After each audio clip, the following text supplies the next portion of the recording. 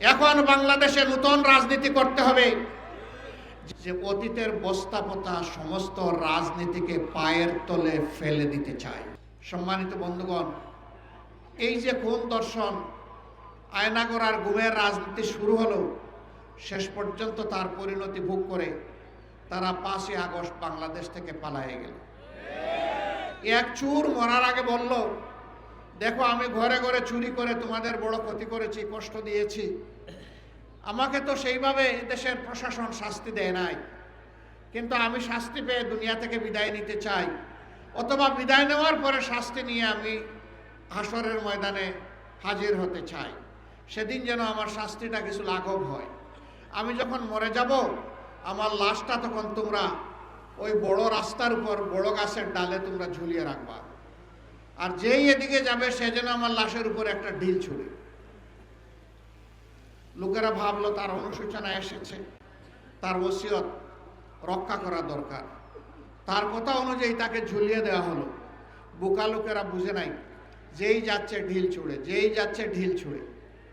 ইতিমধ্যে থানা পুলিশ এই ব্যাপারে অবহিত হয়েছে, তারা এসে দৌড়ায় হাজির। এই অবস্থা দেখে তারা শয়ে শয়ে পুলিশ গোটা গ্রাম এলাকা ঘেরাও করে পুরুষদেরকে গ্রেফতার করতে শুরু করলো।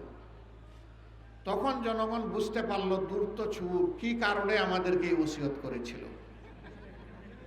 ও মরার আগেও আমাদেরকে কষ্ট দিয়েছে, মরার পরেও আমাদেরকে কষ্ট দিতে চেয়েছে। ফেসিবাদীরা পালিয়ে গিয়ে দেশের মানুষকে কি শান্তি দিচ্ছে?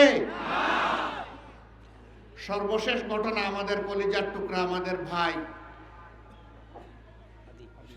শরীফ উসমান হাদির উপরে গত জুমার নামাজের পরে প্রকাশ্য দিবালোকে ঢাকার রাজপথে তারা গুলি করে তার জীবনটা শেষ করে দিতে চেয়েছে।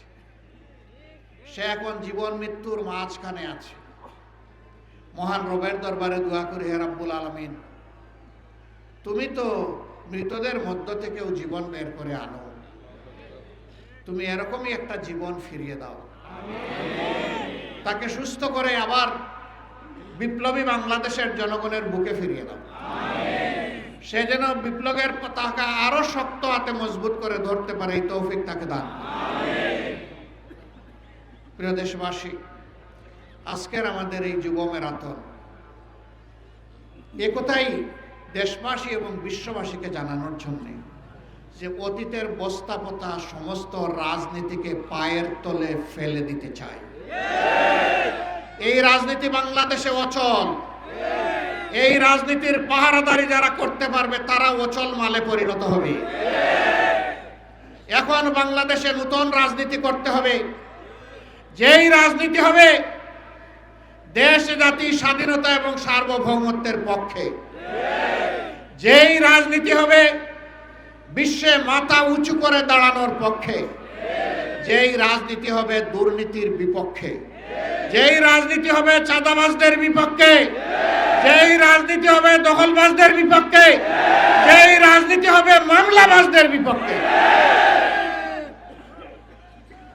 যেই রাজনীতি হবে দর্শনকারীদের বিপক্ষে। সম্মানিত বন্ধুগণ, আমরা শান্তির এক টুকরা বাংলাদেশ চাই, এমন বাংলাদেশ চাই যেই বাংলাদেশের প্রাণ হবে যুব সমাজ। এই যুব সমাজের হাত ধরে আজকের ম্যারাথন যেমন এগিয়ে যাবে, আগামীকালের বাংলাদেশও তেমনি এগিয়ে যাবে ইনশাআল্লাহ। মুক্তির এই মিছিল মুক্তির মঞ্জিলে না পৌঁছা পর্যন্ত আর থামবে না ইনশাআল্লাহ। আমরা বারবার বলে আসছি, আমরা আমাদের দলের বিজয় চাচ্ছি না, আমরা চাচ্ছি 18 কোটি মানুষের বিজয়। এই বিজয়ই হবে আমাদের দলের বিজয়। 18 কোটি মানুষের বিজয় হিসাবে যা চিহ্নিত হবে, সেই বিজয়ের আমরা হব অংশীদার ইনশাআল্লাহ। আর এই বিজয়ের পথে বাধার যত দেয়াল তুলে দেয়া হবে, এই যুবকরা লাথি মেরে সমস্ত দেয়াল ভেঙে চুরমার করে দেবে ইনশাআল্লাহ। কোন দেয়ালে আমরা টিকতে দেব না, কোন ষড়যন্ত্র করে লাভ হবে না। কেউ যেন নিজেকে অতিরিক্ত ধূর্ত না ভাবেন। জনগণ এখন তার নিজের বুঝটা বুঝতে শিখেছে। কাউকে আর ছাড় দেওয়া হবে না। কোনো কালো হাত সামনের দিকে এগিয়ে আসলে সেই কালো হাত জনগণ বশ করে দেবে। কালো টাকার বিনিময়ে মানুষকে কেনার দুঃসাহস দেখালে তাদের মুখে ছাই মেরে দেয়া হবে।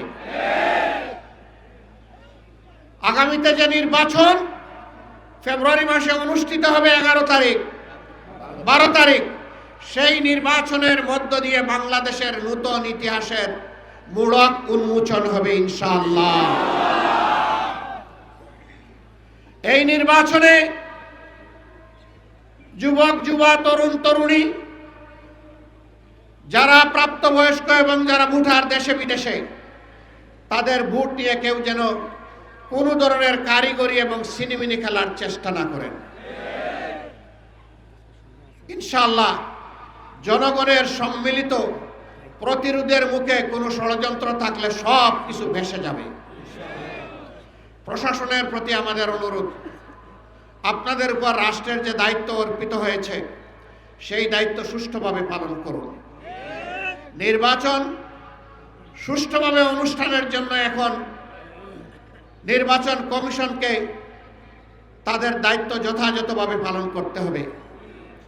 আমরা তাদের কাছে কোনো আনুকূল্য চাই না, কিন্তু সাবধান করে দিচ্ছি, যদি কারো প্রতি সামান্য কোনো আনুকূল্য দেখানো হয় তা বরদাস্ত করা হবে না।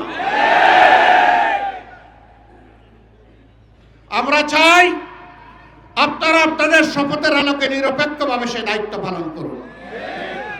জনগণ যাদেরকে তাদের ভালোবাসা, তাদের সমর্থন এবং ভোট দিয়ে বরণ করে নেবে, আমরাও তাদেরকে বরণ করে নেব ইনশাআল্লাহ।